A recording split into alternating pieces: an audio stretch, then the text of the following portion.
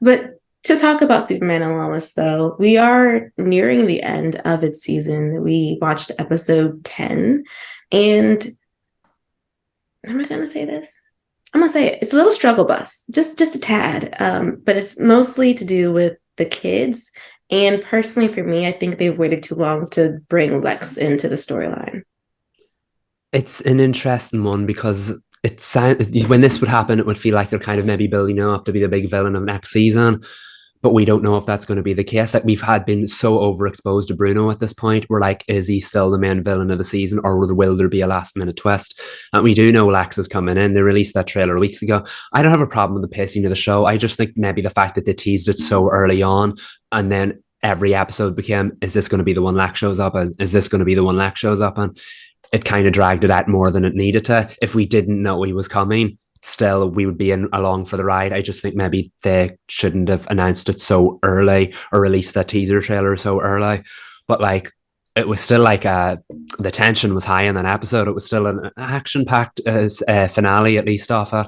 Um, the content itself is not slowing down, even if they're playing a little bit of a slow game with the story, if you know what I mean. Mm-hmm. But Pia's description of Lex was a lot. Mm-hmm. It was intense. And I'm like, I want to see this person. Mm-hmm. You know, when she was like, describing him to Lois, and it's not like the Lex I know. The Lex that I know from Smallville is like, he's those things, but he's also just like this suave, like young millionaire.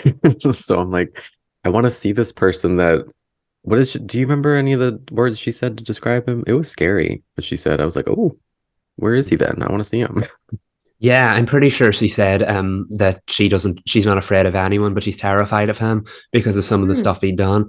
And that's the kind of reputation that a veteran Lex Luthor should have. So I feel like they've definitely built him up well off screen. We've seen many Lexes. We've seen the campy Lexes. We've seen the friendly Lexes from Smallville. But Lex Luthor at his heart is a very dangerous person, and I think they've definitely done a solid job, particularly with someone like Pia who doesn't fear anyone, of building up that kind of reputation. It has to succeed now. I do think from the trailer we saw of Lex saying I'm a free man all those weeks ago, and we knew it was coming.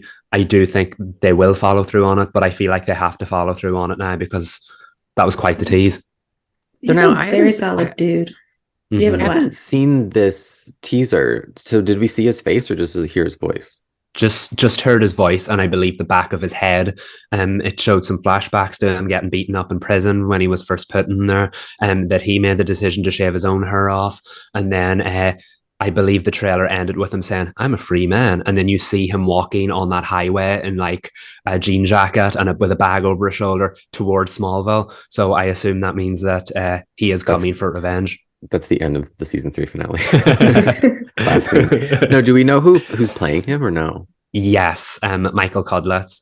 He was in The Walking Dead as well, so him and Chad Coleman are going to be opposite each other once again. It's going to be, Lex Luthor is known for his brain more than his brawn, but this is going to be a very physically intimidatingly built Lex Luthor because of his time in prison. So it's all going to really come together, which is why I feel like they have to follow through now since they built up that reputation. I think I'm going to love him. I really do. He gives old school, big bad mafia dude, self-made, like will beat you himself, but he's also gotten to the tier where he doesn't have to, but he will enjoy it while sipping some brandy and smoking his cigar. Like it's what Bruno gives too, but it feels a little bit more intense. There's like an energy just by what we saw in the teaser for him that just most likely will enter the room. Like he's an energy first enter into the room where you know he's coming. Now I could just be building this up because it's an excellent teaser and that's not what it's going to happen, but it just feels like that is what they want to give for him, which is why I'm like antsy waiting. I do agree. I think they dropped it too early because it gave the implication that we would be seeing him earlier. And we may be right. That might be the season 3 finale cliffhanger that they were talking about. But I think for me, why I thought the episode was Struggle Bus was because of the kids. Like if we cut the kids part out, except into Mateo because he moves the plot forward because he helps his mom get free, I think I probably would have enjoyed the episode more with its intensity. I'm still having a hard time when it comes to what they want to do with the kids, which to me feels like they don't know. So we just get a lot of drama intensity. Are you suggesting that Jordan didn't move the plot forward? No, you're right. He did.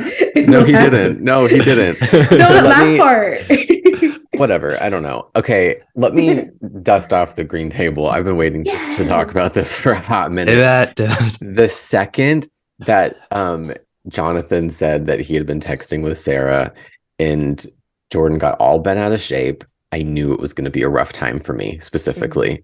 It was going to be a rough time for all of us. It was going to be a rough one to get through, specifically for him.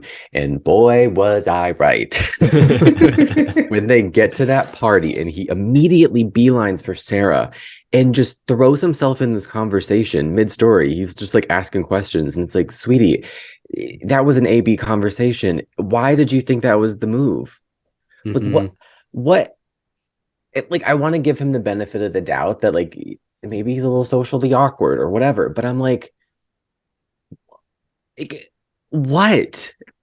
I was just so like on Sarah's side for that because I'm like, what are you doing? Mm-hmm. And then okay, I'm gonna just steamroll through this whole frustration so I don't leave anything out.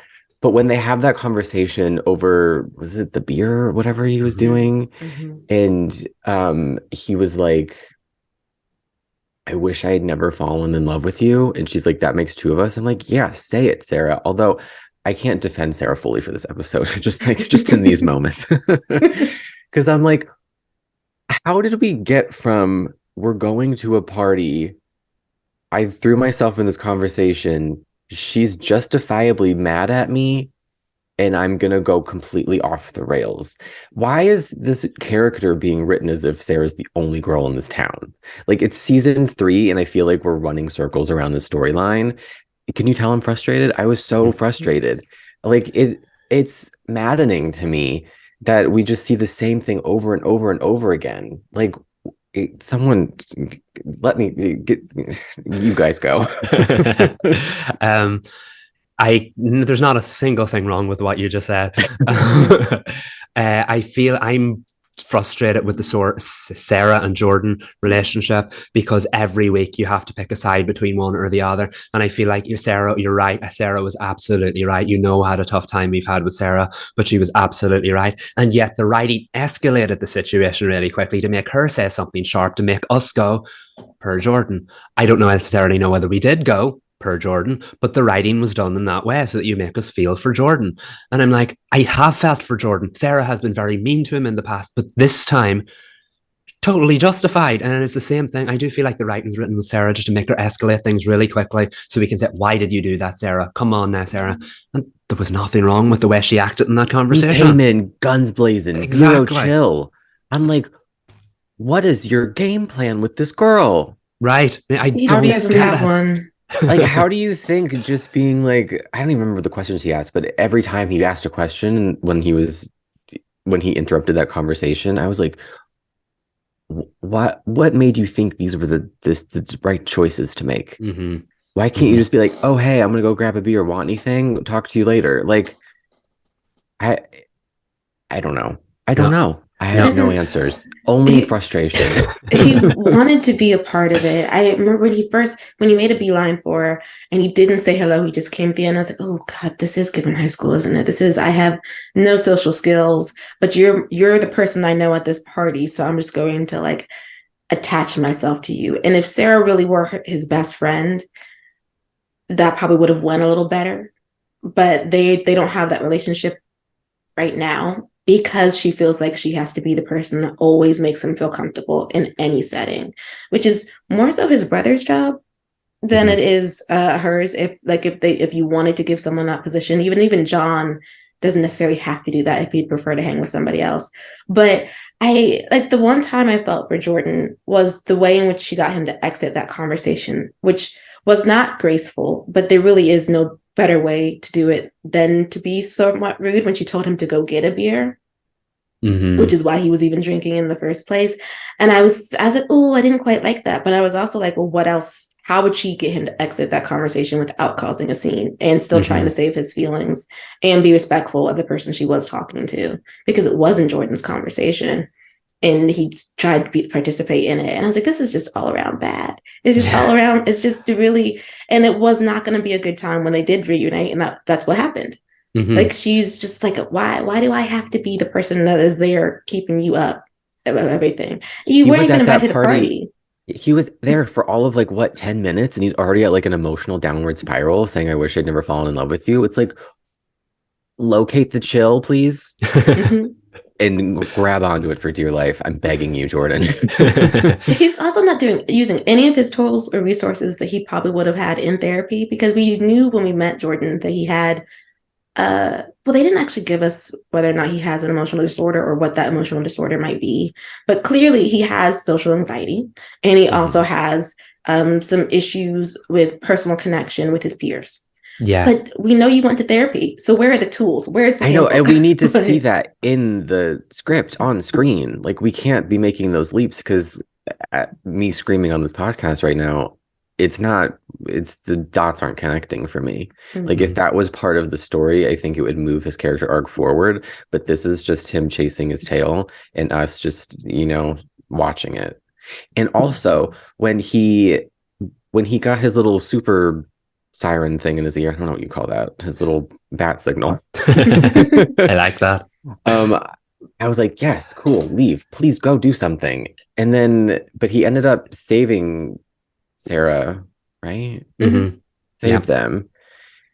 And then he was mad at his dad, who was laying boundaries down, as any dad should do, because they lied, went to a party, he was drinking, but he's like, but I saved lives. And Clark was like, well, tough. You're still a minor and you still lied to me. I'm like, this child is just so, oh my God. Like, I don't know I wouldn't know what to do with him as a parent. Mm-hmm. I'm like, I can't deal with you. But I do understand, like, when you get punished, you're like, but I did something good. And you like don't understand. Like, I get it. But I'm like, come on. I do think with Jordan and Sarah, actually, in particular, they've struggled with their development. They were both each other's anchors in season 1 because they saw something of themselves in each other, and that made total sense. But ever since that drama was created in season 2, that the writers are bringing them back to each other. It's been a very bumpy road, not necessarily in a very natural kind of way. It's hard to cheer for them. Yeah, exactly. And you don't know whose side to be on each week. Neither. And it's just, right. We're just stuck in the middle. But like it's going around in circles, because like we saw where Sarah was coming from, but like Sabrina said, that was written in a very like escalation of conflict kind of way to make you feel for Jordan. And then Jordan's mean to Clark, and oh my goodness, I adore Jonathan Kent, but he was so mean to Clark in this episode. Imagine steamrolling your dad who's Superman. Like, I thought about that after, and I'm like, that makes sense for like a teenage son to be like, I don't care who you are, like, whatever, you're lame. Yeah. But I was still like, you're gonna respect that man, because he's the sweetest man in the world. Well, especially because they didn't go to the wrestling thing, like, and weren't honest about why they weren't going. Like, and Jonathan left me stunned, and he left Clark stunned. But I felt like if Clark had time to process what was said to him, Clark would be like, wait, hold on a second. I do actually spend time. But like, where was that coming from? I think it's coming. So I think it was a clunky way of reminding us that much of the time that Clark is spending with his children happens to be more so with Jordan because of the superpower thing. And Jonathan often gets left behind when it comes to his dad's interpersonal time. That most likely got worse with Lois being sick. But I have to say, I don't like that I have to infer that. Because that's not really thank you. Because I was wondering, like, because I know the previous episode, you could probably tell by my silence last week that I didn't really pay attention to it. So I was like, did I miss like a carryover storyline that Jonathan has some sort of like some kind of feelings toward his dad? But to me, it felt like it came out of nowhere. Mm-hmm. Yeah, he had. There was a few episodes ago. Remember when he found Sophie, who had gone missing, and he was able to have that lovely conversation about how he's always felt like left out in his family. But that was like residual from what happened in the previous 2 seasons. There's been no evidence to suggest he's been feeling that way this season. See, you say residual from the past 2 seasons. We're in season 3, and the children's storyline is still revolving around the same, like, exactly. There's no movement, but we can see movement in every other storyline. Yeah, exactly. A lot of movement as well. And this what the thing that this show does so well is emotional movement. And I completely agree. I feel like the kids' storyline is not having enough emotional movement. It's the same way as Natalie and Mateo's storyline last week suddenly went from 0 to I love you overnight. And yet, if that was a storyline between Clark and Lois, you would have seen every date, every big milestone in the relationship. I just feel like it's either pressing the fast forward button with the kids or pausing it altogether, and there's no in between with it. And that's why I struggled with Jonathan in particular, because at least Sarah and Jordan made us feel something in this episode, but Jonathan kind of had that out of the blue reaction to Clark, was very, very mean out of nowhere, and then it became all about Jordan, and we never got to really see where Jonathan was coming from, apart from that slightly clunky scene that Sabrina said. And I know I do get that finally Jonathan's got his head screwed on after all the XK drama and the emotional upheaval of moving to Smallville. He's finally figured himself out. But I feel like we needed more than one clever scene where he kind of outwitted Clark to get that across, if you know what I mean, because he was still very mean to him. Okay, let me ask, because I have some sort of like a thought. What is the timeline of the show? Like, how much time elapses in each season? Like, how long has it been since season 1? Do we know? Are we in a new school year? I know. So season 2 started at the end of the summer because Sarah went to camp. That's right. And I know we got to after that. I don't know how long season 2 lasted, but I know that season 3 took place about 20 something days after the Ali Alston thing. So there's a 20-day something time jump, or 27-day maybe. And I remember Lois said it in the voiceover. So they had 27 days of peace before all went to hell again. So what I'm gleaning is the seasons are not a calendar year. See, I don't want to be like a sweeping generalization, but I feel like a lot of modern television has slowed the timelines. And that makes the pacing also go slower. Whereas like the shows that we grew up on, it's such a different television landscape. But like the shows that we grew up on, like they started in September, they ended in May, and that was the time that elapsed. Like we had months, and because of that, like things moved quicker. So like I'm thinking about some of these shows, and I'm like, it seems like some of these character arcs move so much slower. Like the emotional development is so much slower. Like I think about Clark and Lana in Smallville, which I hate to continue to compare the show to Smallville, but it's the only one I got. Like, yeah, there were a lot of Clark and Lana moments early on that were around the same theme. Lana kind of questioning Clark pining for her, but not being able to tell her the truth. But there was still like yearning and something to hold on to that keeps it interesting, even if we were seeing the same things episode to episode from time to time. But like here with Jordan and Sarah, it's like there needs to be more movement. Like we can't move at a glacial pace because teenagers just don't move at that pace. I'll hop off my soapbox. Well, it is odd though, because we were talking about this earlier in the season when Lana and Sarah were going through it. Like how much time has passed since Sarah attempted suicide? Like, because it felt like the emotional resonance was that it actually hasn't been that long, but she wants to move forward. And Lana is like, baby, I found you in the bathroom. Like, we're not moving past this for some time. So now I'm just like, okay, trying to think of the kids and where they are emotionally, which by the way, I feel like we pick up and drop Sarah's emotional issues when it's convenient to the plot, which is also annoying because then they remind us and then you're like, okay, well now I have to actually try to put this in a box and figure out where she is. But in any case, I just feel like she's doing the same thing with I don't know that young man's name, but the one who was the son of the mayor. That she had done Junior that she had done with Jordan, where she emotionally resonated with Jordan because he too was going through something difficult emotionally. Well, now we're latching on to Junior, who is going through the grief of losing his father, and she's growing closer with him. Again, I don't want to infer things. Is that how Sarah connects with people? Like, does she connect with people who are also struggling with big life-changing events, just like she is, without her actually talking about her own big life-changing events? Because if so, then that's an interesting character beat and something she would have to unpack. But they don't care about the kids. So I'm like, should I stop caring about the kids too? Should I just let them be over here and whatever they do? And then just enjoy the adults? Because I don't want to do that because the kids are the B and C plot. So I feel like I have to pay attention to them. And they're all really good actors. They are. They really are. And Sarah is such a good best friend. Jonathan can be such a good brother. Jordan's a good superhero. Michael said beautiful gowns.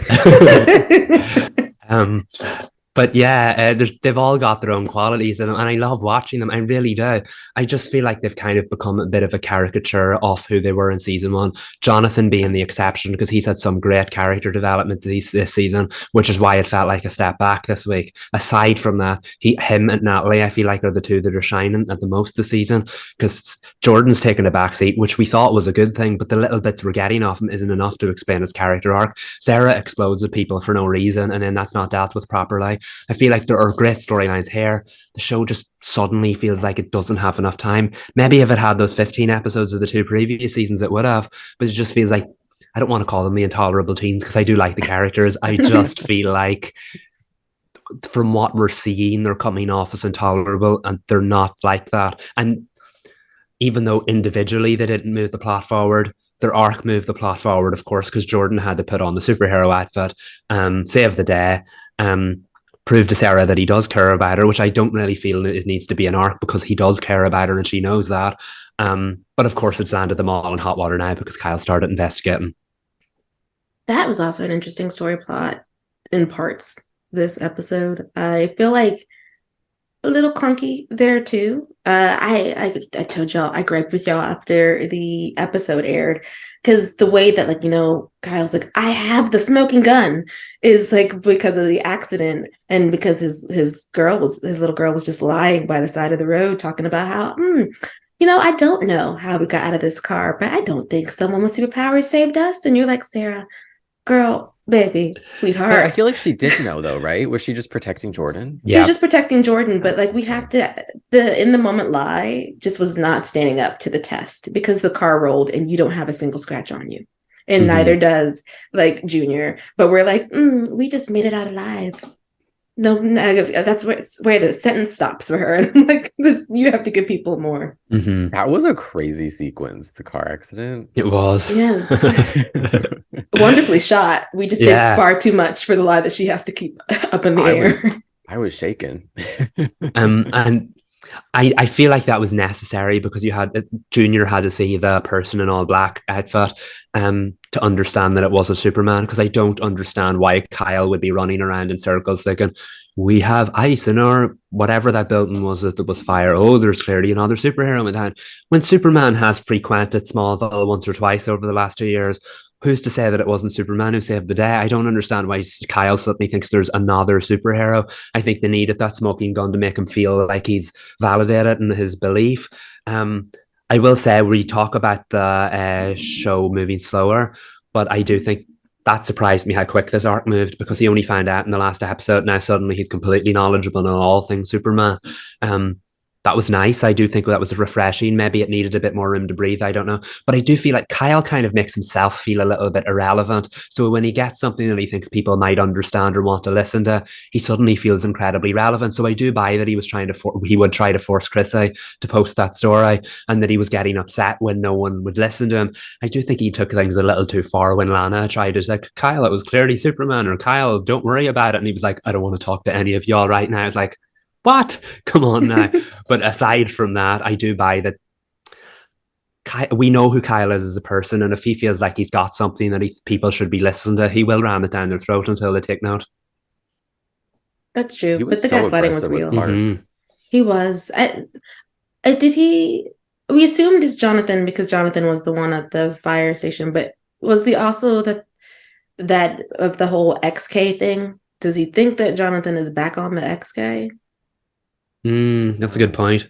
You see, what's really interesting is when he showed up at Clark's house, he's very confrontational with Clark. He's like, all this only started happening since you lot moved to Smallville. And I'm like... Again, I don't understand why people aren't more intimidated by Clark. Like, look at that nice man. Do the glasses really, like when you're in the presence of Clark, do the glasses really like mute the muscles? Because Kyle was shook when Clark put his hand out and he just stopped him. Now, granted, it felt like we used a little bit of our powers, but I was like, he could still do that But without. you know what? Clark rights. I fight for Clark rights. I say, remind them who you are. You know what? Do what you got to do, Clark. The only person I stand in the show, actually, that's not true. The only people I stand in the show, Clark, Lois, and Lana.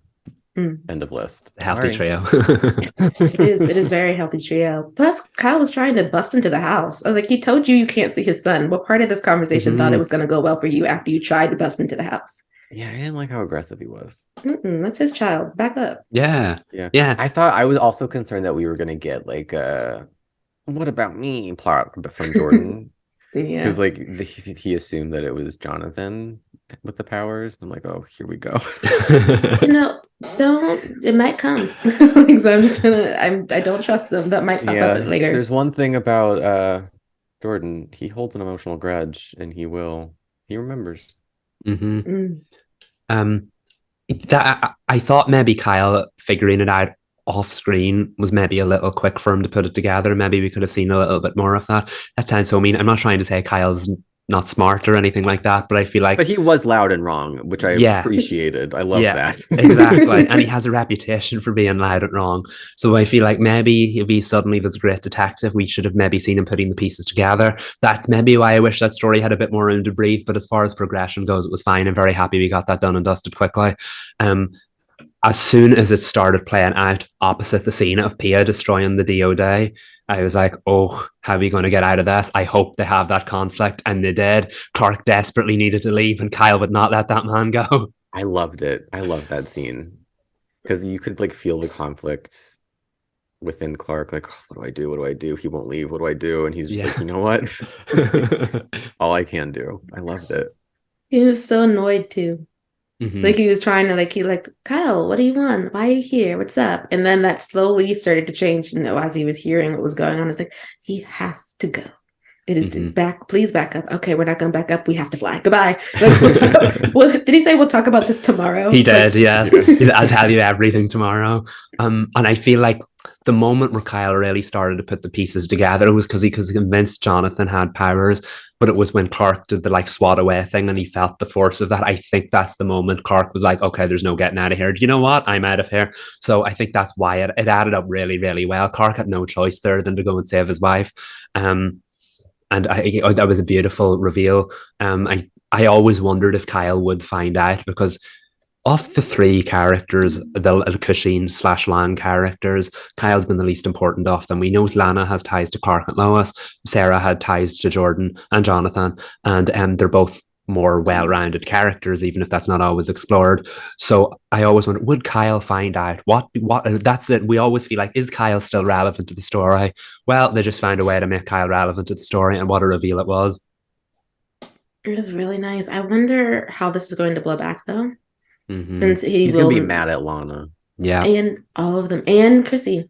Because Chrissy knows. Which, just to hop over to Chrissy real quick, I don't like this season for her because every scene is just anxiety, guilt, and shame.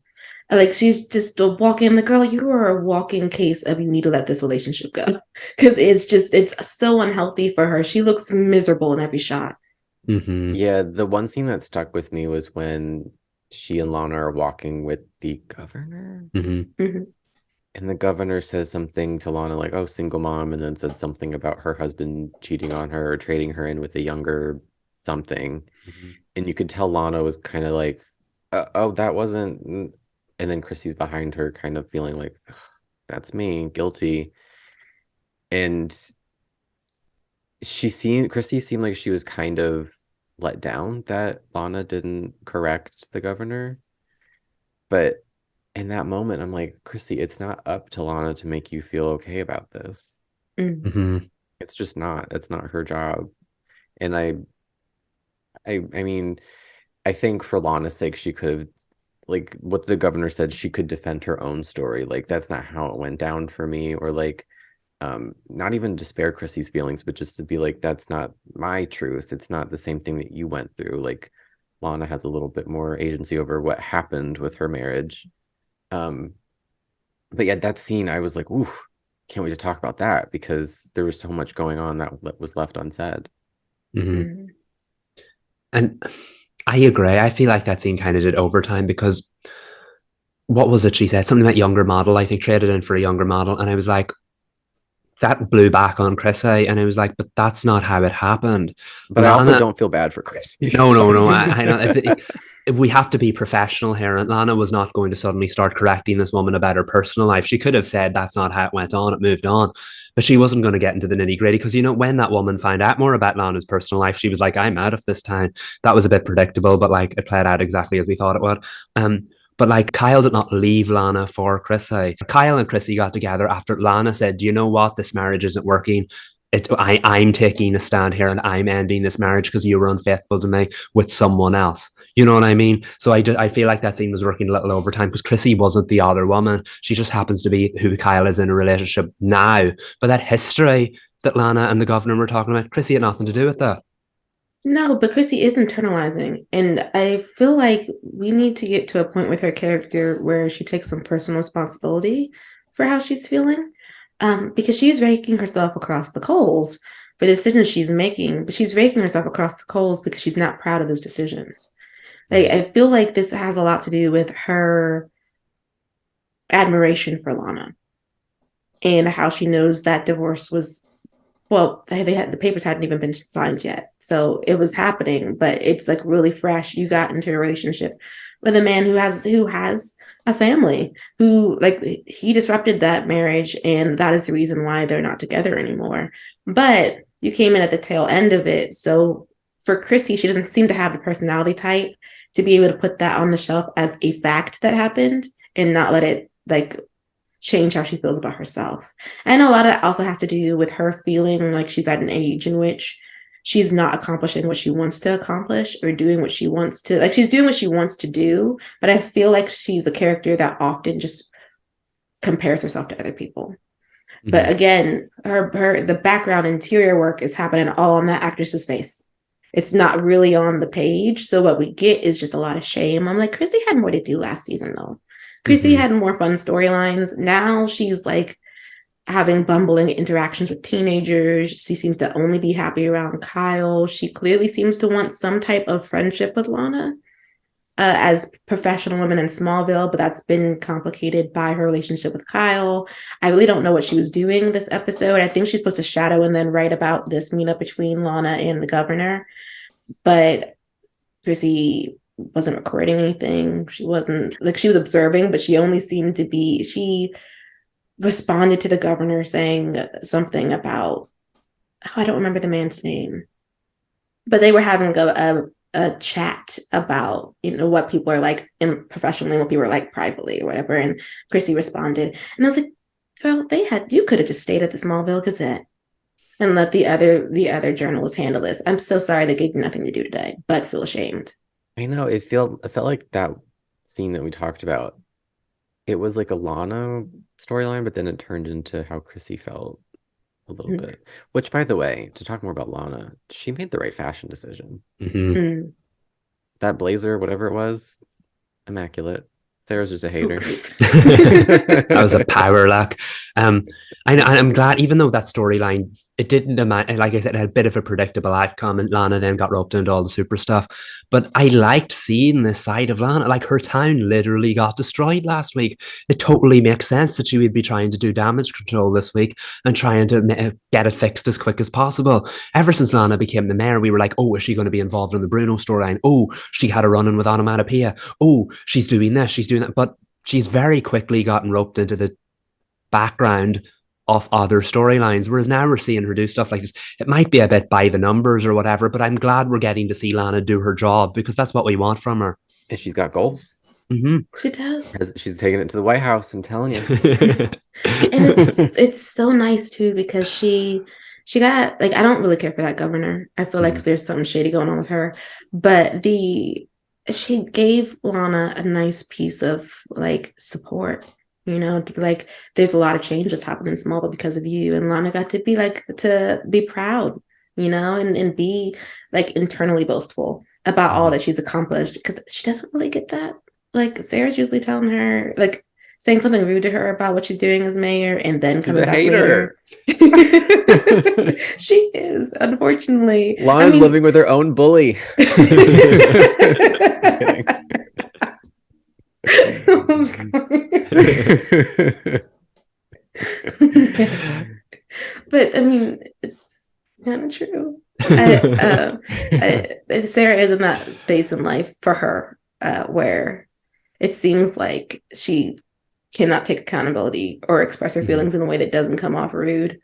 So she just says it or just expresses herself, and that's the end of her. And I'm just like, when you receive your own medicine, though, I feel like you will understand what you look like when you do that to people. That has not happened yet, but it needs to happen soon. Maybe before we exit season 3.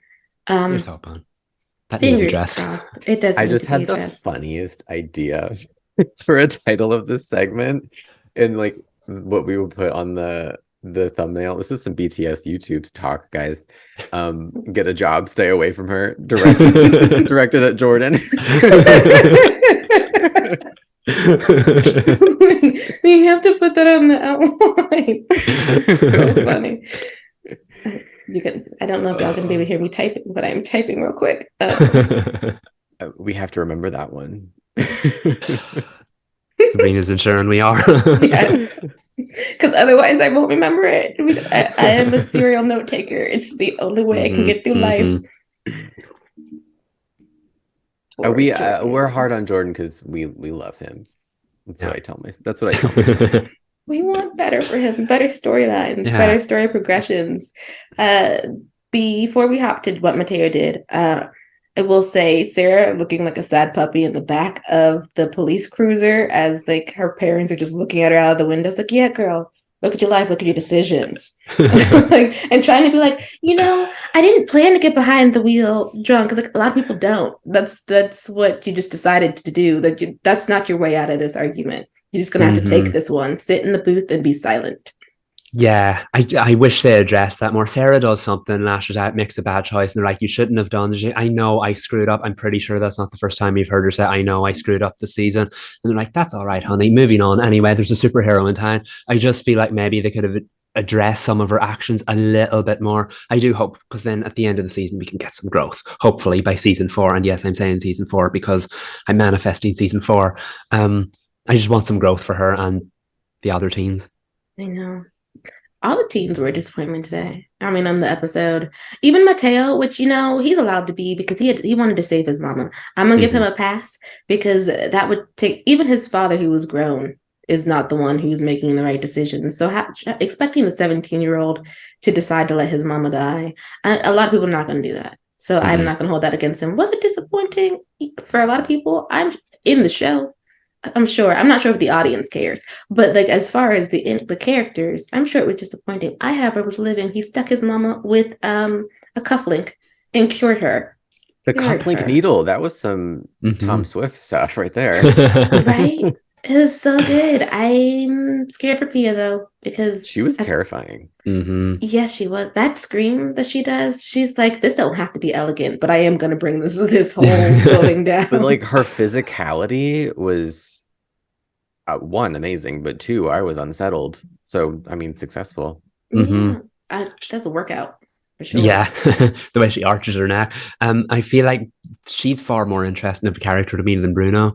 But I know that she's technically the henchwoman and that he's the big bad. But I do appreciate the fact that there's more to her than the fact that she's just his henchwoman. She's not just like the hired help. He loves her and he was willing to do anything to get her out. And we saw that in the end.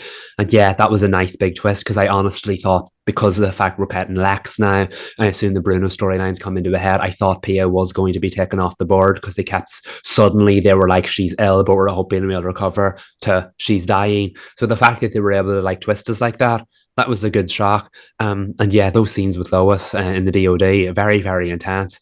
I do love their friendship so much. So I'm glad that Pia did not, Lois did end up being collateral damage. She got whooshed away in the background, but I'm glad that like Pia gave her the chance to run away. She didn't try to hurt Lois, if you know what I mean. You can clearly see that she does care about her, and I think that's a very well storyline villain.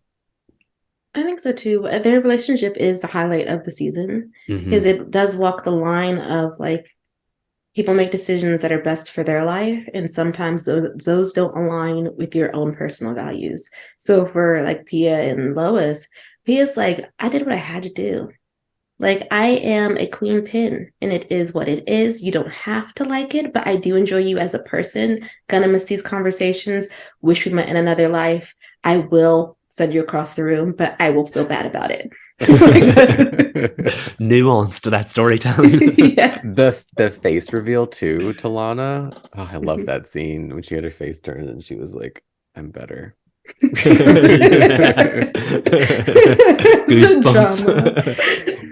I loved it. For the people who like Superman and Lois' soap opera, that was your soap opera moment. I hope you enjoyed it. I hope it was delicious because that's what that was. I mean, it rivals, I feel like, the face reveal of Liz Gillies as Alexis. Oh, yeah. Like, it was so good. But I think one thing we missed at the top of the episode that I do want to mention is Lois finished chemo. So you have to ring the bell. That was good. It was. Moment. Yeah, super powerful. I'm super happy for her. This was probably the most traditionally Lois episode we got of the season thus far, in that, yeah, she wasn't doing it as much as the previous ones, but she was investigating. She was wearing her traditional jacket. She looked and felt like Lois from any other season. That could have been an episode from any other season. And it's as obviously as super fans of Lois, it's nice to see her get to do her own thing again. I know she's still dealing with cancer in her surgeries in 2 days, but generally it felt like Lois was feeling like herself again. And just as a fan of her, that was lovely to say. And even in the slower, like, Lois plot, Bitsy will eat no matter what. That's true. She's captivating no matter what she does. She brings incredible. It to the table every time. Which I tweeted that I thought the Pia cure was going to make her deteriorate and it wasn't going to work if she kept using her powers, which may be the case. But I wonder if the way that we're going to cure Lois is to give her the cure by the end of the season.